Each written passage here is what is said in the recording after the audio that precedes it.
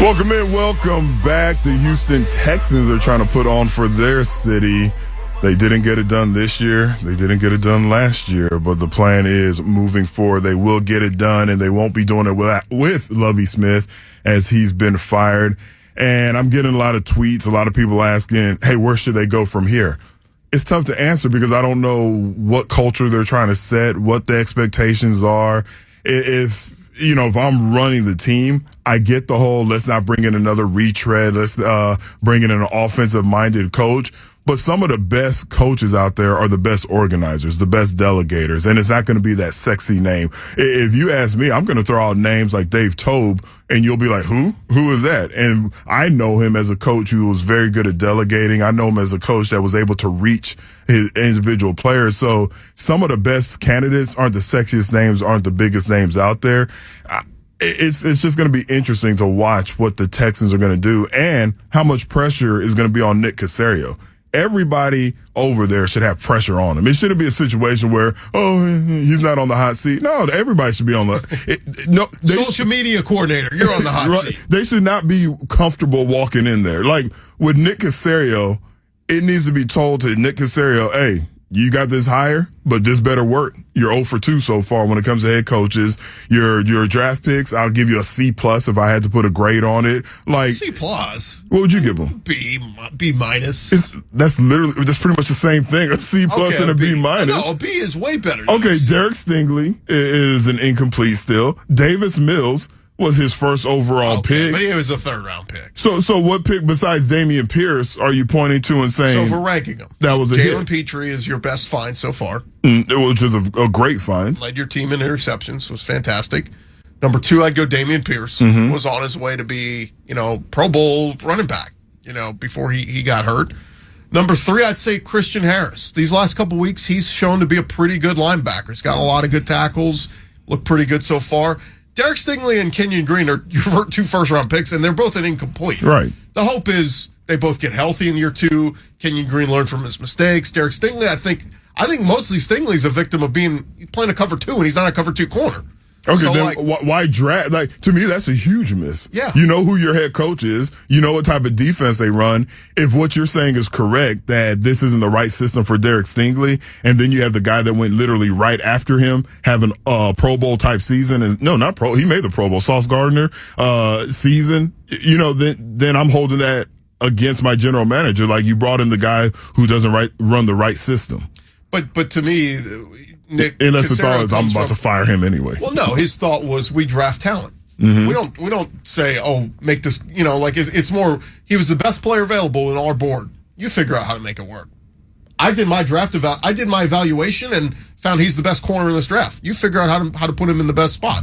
And Lovie said, well, that's not what I'll run, but we'll try to. And it didn't work. Yeah, and cornerback, that's one of those positions similar to an edge rusher. If you're good at what you do, you're going to fit in. There were flashes. There were flashes. And I'm not knocking him. Like I said, it's incomplete due to the injury. So whether you want to give him a B+, whatever it may be, he shouldn't be walking in there like, I got the next 4 years to make this work. Myself, Noah, if somebody gives us 4 years to make it work as a general manager, you might luck into a few winning seasons. You could probably go down Mel Kiper's draft board and just use that as your guide and get a good coach and luck yourself in to a good year. But which GM's going to be able to sustain? Which GM's going to allow your team to have that winning season year in and year out? Look at the Rams. Like, is McVay still a good coach? Like, real question. I think he is, but he's 1 foot out the door. They're already saying he's going to go do broadcasting. Yeah, they went 5-12 this year after winning the Super Bowl. Like, and by the way, we crippled the franchise with all these trade all these future picks. See ya. Doug Peterson. Is he a good coach? He won a Super Bowl with Nick Foles.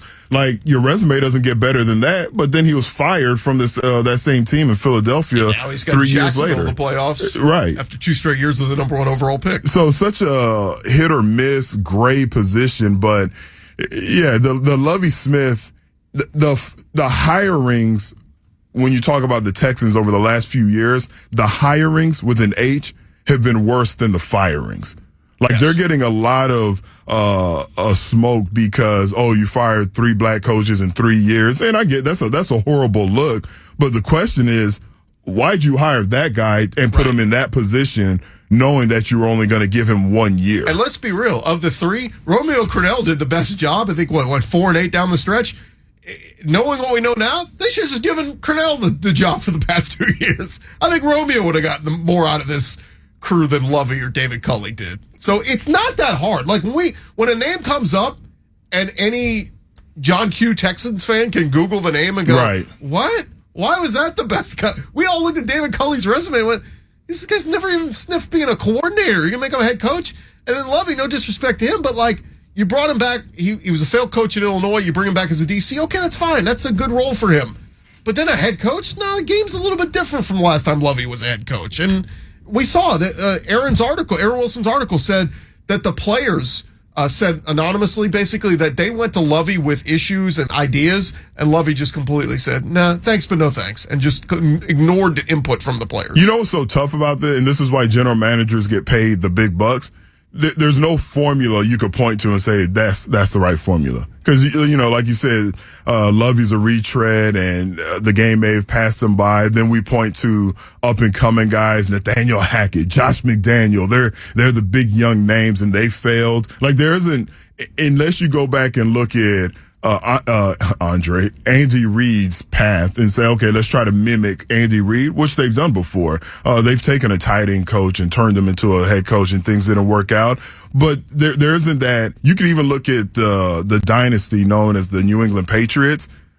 What was the common denominator?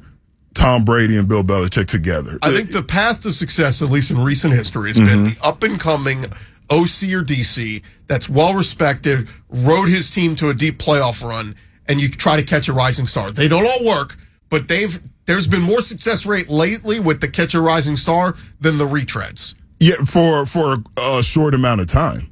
Well, right now, like Nick, when I think Nick of Sirianni has the just won the most games ever in Eagles history. He's about to take them to the playoffs. Kevin O'Connell in with the Vikings. They hit a little skid here, but they're in the playoffs. Homeboy in Miami, he McDaniel. Yeah, he's done a great job. Yesterday I watched his locker room speech. I cringe when I hear him talk, but I'm like, I guess the players respect him. I guess he's doing a good job. But like those are all catch a rising star. Those are all but I need to see it over time. Because even Sean McVay, and I keep going back to him because to me he's the ultimate example.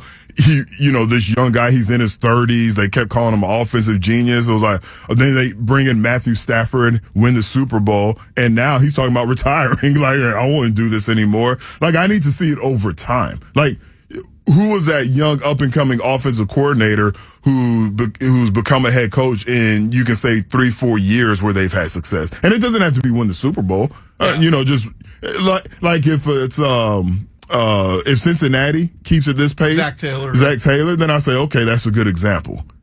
I'm just talking about immediate. Right now, it's not hard for me to look and say Nick Sirianni and Kevin O'Connell are trending up, and Dennis Allen, New England, sucked. Who's the guy in with the Raiders? Josh McDaniel. Retread sucked. Lovie Smith stunk. I mean, like the retreads all stunk, and all the up and comers are hitting the ground running. Now, you're right. I will say 3 years from now, Sirianni could be fired by the Eagles, sure, but like to me, that's the. You said there's no proven formula.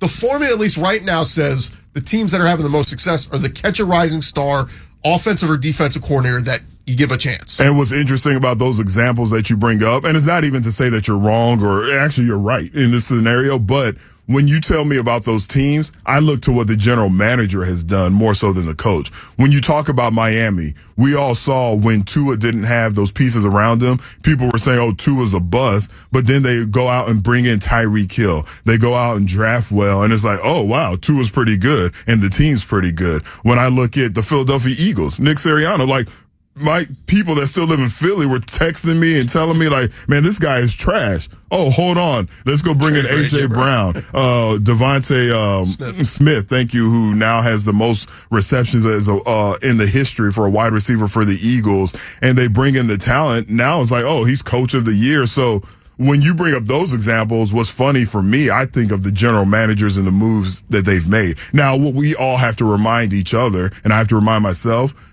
it's a team. It's a team concept. Even when you talk about coaches, general managers, and executives, just like the players, it's an actual team. You have to have the right general manager with the right head coach, with the right position coaches to make this thing move forward. One other one, Sean McDermott, was a longtime DC in Carolina, and that's a great again, one. Paid his dues, That's a great and one. they eventually jumped on him. Now, it wasn't, he was 9-7 year one, fell back to 6-10 in year two. But they're a then good they team. found Josh Allen, Right. and it went from there. But